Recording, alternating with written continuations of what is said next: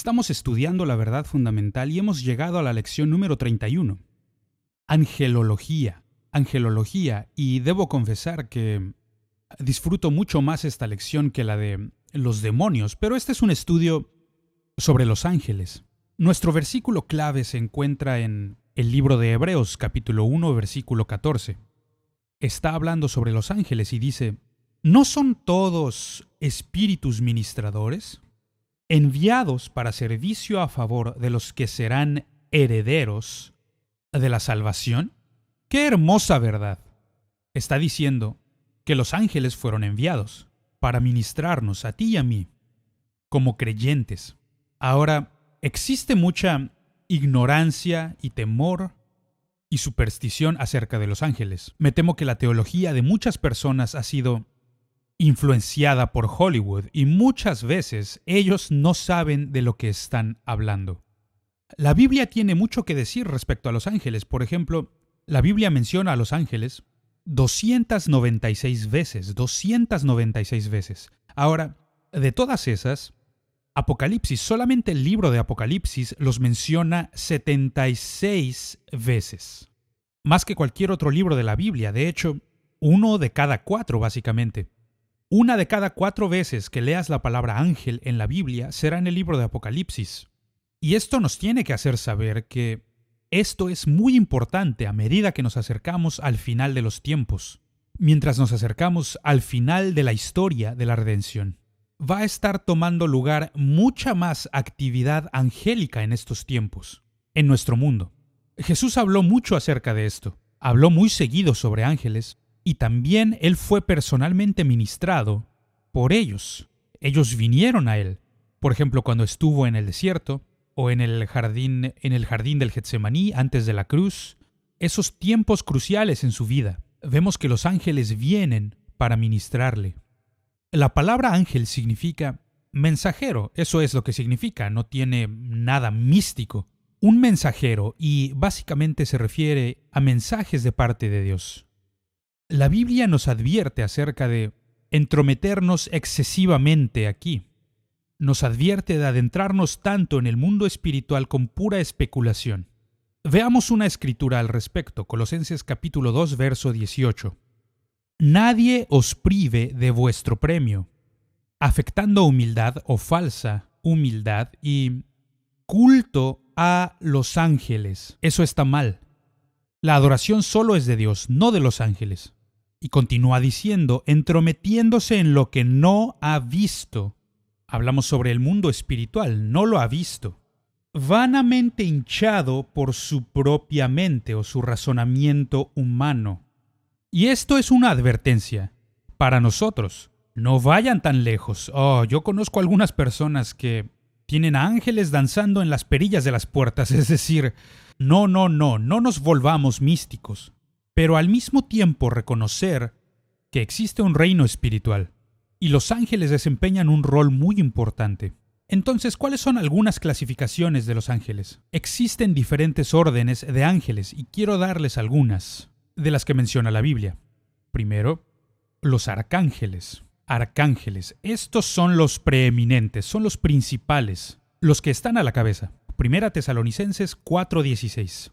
Habla sobre los arcángeles. Básicamente existen 3 que están enlistados en la Biblia. Punto A. Miguel. Miguel es el primero. Su nombre significa ¿quién es como Dios? ¡Qué maravilloso nombre!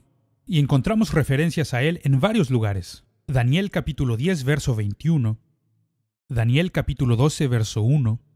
Judas, versículo 9. Y Apocalipsis capítulo 12, verso 7. Hablan sobre Miguel. Miguel, por lo general, es visto como un ángel guerrero que es un protector especial de Israel. Seguramente hay otras cosas que él hace, pero es así como él es visto en la Biblia, como un protector especial para el pueblo de Dios, los israelitas. Luego, punto B. El segundo es Gabriel. Gabriel es un arcángel. Y su nombre significa la fuerza de Dios, la fuerza de Dios. Y también encontramos muchas referencias sobre él.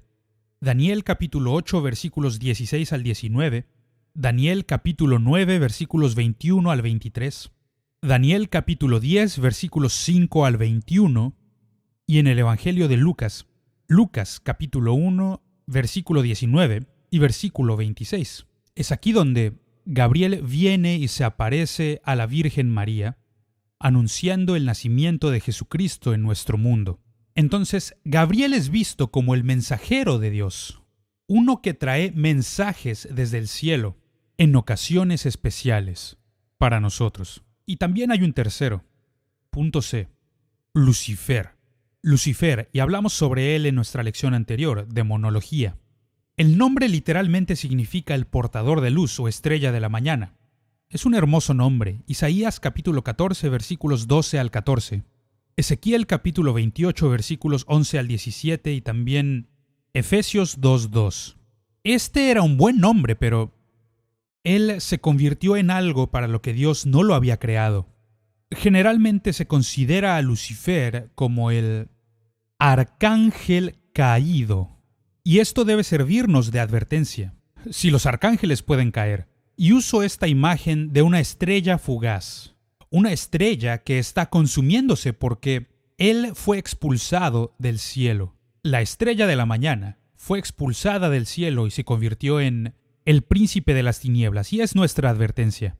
Y aquí hay otra orden de ángeles, los serafines. La palabra serafín literalmente significa los ardientes. Y esto es como el fuego de Dios. Isaías capítulo 6, versículos 1 al 7 y también Juan capítulo 12, versículos 39 al 41.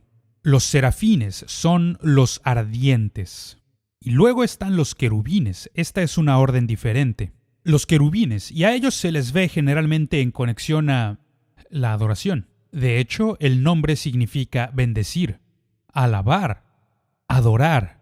Entonces, por lo general les vemos en algún tipo de conexión con la adoración a Dios. Y quiero darles algunas referencias sobre los querubines en el jardín del Edén, Génesis capítulo 3, verso 24. El tabernáculo de Moisés, Éxodo capítulo 26, verso 1. El arca del pacto, en Éxodo capítulo 25, versículos 18 al 20. Y esta es la razón por la que usé esta imagen del arca del pacto con los querubines y sus alas extendidas sobre el propiciatorio. Otro de estos ejemplos es el templo de Salomón. El templo de Salomón en Primero de Reyes, capítulo 6, versos 23 al 25. La visión que Ezequiel tuvo sobre el cielo. Ezequiel capítulo 1, versículos 4 al 28. Y también Ezequiel capítulo 10, versos 1 al 20. Y luego la revelación de Juan. Y por supuesto esta la encontramos en Apocalipsis. Apocalipsis capítulo 4, versos 6 al 8. Él puede ver a los querubines mientras dirigen la adoración. Y tenemos otro ángel al que tenemos que referenciar. En estas órdenes de ángeles se llama el ángel del Señor. El ángel del Señor. Y a esto nos referimos. Muchas veces en la Escritura la palabra ángel lleva A mayúscula. A mayúscula. El ángel del Señor. Y se refiere a lo que conocemos como teofanía. Una teofanía. Y esto significa una aparición de Dios. Y de lo que esto habla es que muchas veces en el Antiguo Testamento Dios se revelaría a sí mismo, muchas veces en la forma de un hombre, o con la apariencia de un hombre. Una teofanía, a veces llamada cristofanía, significa Cristo siendo revelado a nosotros. Pero en el Antiguo Testamento hay muchos ejemplos de esto. Ahora, no piense que Jesús es un ser creado o un ángel, pero Él utiliza este método para revelarse a sí mismo a la humanidad, y lo encuentro interesante. Aún en el Antiguo Testamento, antes de que Jesús viniera como un bebé en Belén, vino una y otra vez y se reveló a sí mismo a las personas. Es como si no pudiera mantenerse lejos de nosotros. Así de grande es su amor. Veamos algunos de estos ejemplos. En el libro de Génesis, capítulo 16, la historia de Agar, quien fue la concubina de Abraham. En la historia de Abraham, Génesis 18. En la historia de Jacob, Génesis capítulo 32. La historia de Josué, en Josué capítulo 5. La historia de Gedeón, en Jueces capítulo 6. En todas estas veremos que Cristo se revela a sí mismo a las personas y es una visitación del Antiguo Testamento, una visitación de Jesucristo a este planeta. Y también hay otra orden de ángeles de la que tenemos que hablar. Y esta es la que llamo la multitud de huestes celestiales. No hay manera alguna en que podamos enumerar a los ángeles. No se puede. Y en esta multitud hay miles y miles, y ambas palabras están en plural, están multiplicados. Entonces no podemos conocer este número tan grande de ángeles que existen, pero esta es la forma en que podemos describirlos. Se les describe en Colosenses capítulo 1 como tronos, poderes, dominios. Y está hablando sobre ángeles y la influencia que estos tienen sobre nuestras vidas. Como creyentes, son llamados ángeles escogidos. Esto lo vemos en 1 de Timoteo capítulo 5, verso 21. Los ángeles escogidos. Punto C. Son llamados las flamas de Dios. Ya hablamos sobre los ardientes, los serafines. En el Salmo 104, versículo 4 y en Hebreos capítulo 1, verso 7. Son llamados las flamas de Dios.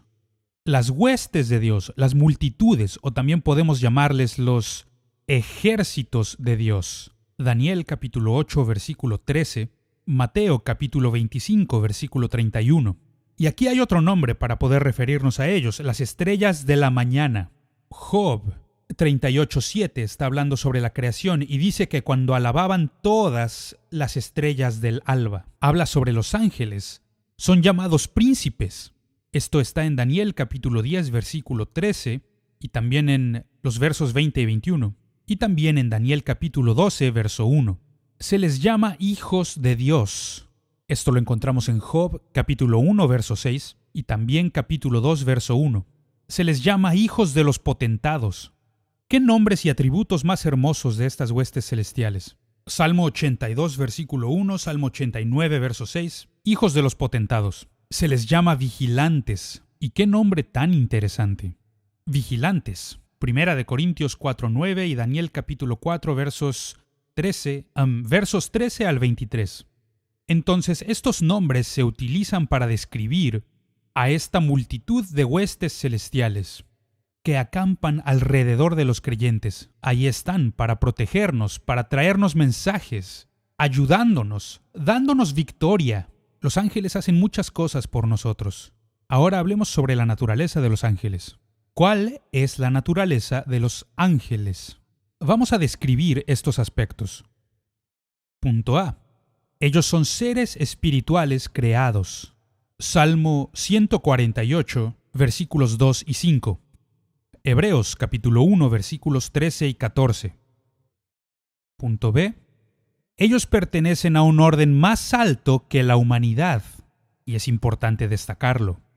Hebreos capítulo 2, versículo 7 y verso 9. Segunda de Pedro capítulo 2, versículo 11. Ellos cuentan con inteligencia y libre albedrío. Judas 6 y 9. Ellos son invisibles. Colosenses, capítulo 1, verso 16, y capítulo 2, versículo 18. Entonces, estos son atributos de estos maravillosos ángeles que nos rodean. Ahora hablemos sobre su carácter. ¿Cuál es el carácter de los ángeles? Primero, punto A, ellos adoran a Dios y también rechazan la adoración para ellos mismos. Y esta es una forma en que puedes distinguir a un buen ángel de un mal ángel. Un ángel malo siempre va a aceptar la adoración, y esto encontramos en el satanismo y toda clase de cultos y prácticas alrededor del mundo. Brujería. ¿Por qué a estos ángeles malos les encanta la adoración? Les encanta ser idolatrados. Los ángeles buenos no lo hacen. Nunca lo hacen. Nehemías capítulo 9, verso 6. Hebreos capítulo 1, verso 6. Apocalipsis capítulo 5, versos 11 y 12. Apocalipsis capítulo 19, verso 10. Apocalipsis capítulo 22, versos 8 y 9. Y algo interesante que puedo notar en este último par de referencias es que es Juan cuando se encuentra en la isla de Patmos y Dios le da esta gran revelación. Y cuando el ángel se le aparece, este es tan magnífico, tan asombroso que dice, caí a tierra y comencé a adorarle. Él me levantó y me dijo, no hagas eso. La adoración solo pertenece a Dios. Ellos solo adoran a Dios. Punto B. Ellos son sumisos y obedientes. Recuerde que hablamos de ángeles buenos. Lo vemos en 2 de Pedro 2:11, también en Judas verso 9. Lo encontramos en 1 de Pedro 3:22, en 1 de Corintios 11 versículo 10 y Mateo 26:53. Por favor, busque y lea estas referencias bíblicas porque nos brindan mucha información con respecto a la naturaleza de los ángeles. Punto C. Ellos son santos y modestos. Los demonios son lo opuesto, ellos son sensuales e indecentes, inmorales, pero los ángeles son santos y modestos. Y aquí tenemos algunos versículos que lo comprueban. Marcos capítulo 8, verso 38. Apocalipsis capítulo 14, versículo 10. Isaías capítulo 6, versículo 2. Y Ezequiel capítulo 1, versículo 11. Ellos son santos y modestos. Punto D. Son observadores y serviciales. Están observando, están cuidándonos. 1 de Corintios 4:9. 1 de Pedro, capítulo 1, verso 12. Efesios 3, versos 9 y 10. Y Hebreos 1:14. De nuevo, yo les animo a buscar, por favor, estas referencias bíblicas. Desearía tener el tiempo para leérselas, pero por cuestión de tiempo no puedo hacerlo. Lea estas referencias y vea cómo es que los ángeles nos ayudan como creyentes. Punto E. Ellos se regocijan en la creación de Dios. Job capítulo 38:7, es ahí donde los vemos regocijarse. Mientras Dios creaba. En Lucas capítulo 2, verso 13, que es donde Jesús nació. En Lucas capítulo 15, versículo 10, donde Jesús dice, así os digo que hay gozo delante de los ángeles de Dios por un pecador que se arrepiente, que por más de 99 justos que no requieren arrepentimiento. Entonces los ángeles se unen a esta adoración celestial, porque cuando adoramos a Dios no creas que adoramos solos, no, sino que nos unimos con las huestes celestiales, con los ángeles. Estamos adorando a Dios juntos. Ahora hablemos sobre el ministerio de los ángeles. De nuevo, no debemos ponernos súper espirituales o místicos, pero comprendamos que los ángeles están aquí para ayudarnos en nuestro viaje espiritual. Los ángeles tienen acceso tanto al cielo como a la tierra. Nosotros no. Es una de las formas en que son mejores a nosotros. Tienen acceso a ambos mundos. Y vienen y van. ¿Recuerda usted el sueño de Jacob y de cómo vio la escalera que ascendía y descendía del cielo? Y los ángeles de Dios ascendían y descendían por la escalera. Esta es una buena ilustración gráfica del ministerio angélico. Mateo capítulo 18, versículo 10. Jesús habla sobre esto. Ángeles que vienen y nos ministran. Punto A, ministran a Dios en adoración. Y ya hablamos sobre esto. Apocalipsis capítulo 4, versículos 11 y 12. Toda esta multitud de huestes celestiales están cantando alabanzas a Dios, están ofreciendo su adoración delante del trono de Dios. Dios es digno de nuestra adoración. Y el punto B es que ministran a las necesidades de los creyentes justo aquí en la tierra. Y este es nuestro versículo clave y necesita memorizarlo y meditar sobre él. Dice que estos ángeles han venido como espíritus ministradores en favor de aquellos que son herederos de la salvación. Es decir, tú y yo como creyentes. Los ángeles están aquí para ministrar a nuestras necesidades. Me encanta este pasaje, Salmo 91, versículos 11 y 12, dice, pues a sus ángeles mandará acerca de ti, que te guarden en todos tus caminos. El versículo 12 dice, en las manos te llevarán, para que tu pie no tropiece en piedra, para evitar que caigamos. Y podría darte muchos ejemplos personales sobre cómo yo mismo he sido ministrado por ángeles. Lo cierto es que muchas veces no reconocemos cuando pasa, porque muchas veces, así como en la Biblia, cuando se nos aparece un ángel, lucen como hombres, como mujeres, lucen como personas. Sin embargo, muchas veces son espíritus ministradores que son enviados por Dios para ministrarnos a ti y a mí, que somos los creyentes. Una de las más grandes promesas que se encuentran en la Biblia es que el Señor enviará a sus ángeles para acampar alrededor de aquellos que creen en Él. Los ángeles están aquí. No puedes verlos. No, porque son invisibles, son seres espirituales. Pero te prometo, amigo, están con nosotros. Jesús dijo que los ángeles son asignados a cada uno de los creyentes. Y debemos entender que estamos rodeados por estas huestes celestiales. Estamos rodeados de ángeles. Voy a darte algunas referencias aquí. Salmo 34, verso 7. Segunda de Reyes, capítulo 6, versículos 15 al 17. Hebreos, capítulo 12, versículos 22 al 24. Las huestes celestiales, los ángeles de Dios que están aquí con nosotros para ministrar a nosotros y nuestras necesidades, y están para ayudarnos en tiempos de necesidad. Veamos algunos ejemplos bíblicos de cómo esto ocurre. Algunos ejemplos de los ángeles en la Biblia. En el Antiguo Testamento, los ángeles rescataron a Lot de Sodoma. Segundo, los ángeles trajeron juicio en contra de David. Tercero, punto C, un ángel alimentó a Elías. Punto D, un ángel preservó la vida de Daniel. Punto E, un ángel mató al ejército de Asiria. Y de nuevo, por favor, busque y lea estas referencias, porque no solo es Antiguo Testamento. Dios todavía hace cosas grandes por nosotros hoy. Hablemos del Nuevo Testamento. Primero, los Evangelios. En la vida de Jesús, en el nacimiento de Jesús encontramos a los ángeles gozándose y cantando. En las tentaciones de Jesús en el desierto, cuando fue tentado por el diablo, los ángeles estaban ahí. Y en los Evangelios, en la oración de Jesús en el Getsemaní, también, cuando su sudor se convirtió en sangre, los ángeles estaban ahí para fortalecerle. Y en su resurrección, fue a los ángeles a quienes vieron sentados en la tumba vacía.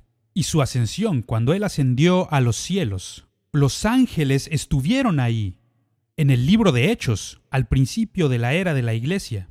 En el libro de Hechos, cuando en el capítulo 5 los apóstoles fueron encarcelados, encontramos que los ángeles vinieron para liberarlos. En la conversión del eunuco etíope, los ángeles de Dios fueron revelados. Cuando Pedro fue puesto en prisión en Hechos capítulo 12, encontramos que un ángel del Señor vino a liberarlo de la prisión. Cuando el rey Herodes se apropió de la adoración de Dios, él fue herido y muerto por un ángel del Señor. Cuando Pablo naufragó, Dios envió a un ángel para fortalecerle en medio de la tormenta. Ahora hicimos referencia al Apocalipsis y dijimos que hay más actividad angélica en el libro de Apocalipsis que en cualquier otro lugar de la Biblia. Vemos que cuando los sellos son abiertos, en el capítulo 6, vemos que Dios sella a sus siervos en el capítulo 7. Y también vemos cuando Dios envía a sus ángeles para anunciar el juicio con las trompetas. Y también vemos cómo Miguel y sus ángeles hacen guerra en contra del dragón en el capítulo 12. Vemos también lo que se llama las 7 copas de la ira de Dios, cuando derraman la ira de Dios. Los ángeles están involucrados en esto. Y también vemos el Armagedón. Vemos que los ángeles también están involucrados. Y seguimos con el Apocalipsis, cuando la ramera y la novia son reveladas. La iglesia y la religión apóstata, vemos que los ángeles lo revelaron. Y también cuando se habla de la atadura del diablo, que los ángeles también estuvieron involucrados, que él envió a un ángel. Me gusta mucho esta imagen porque aquí Satanás es soltado por un poco de tiempo y hace la guerra y hace estas cosas. Y Jesús no se molestó en hacer esto. Dios no se levanta de su trono, no.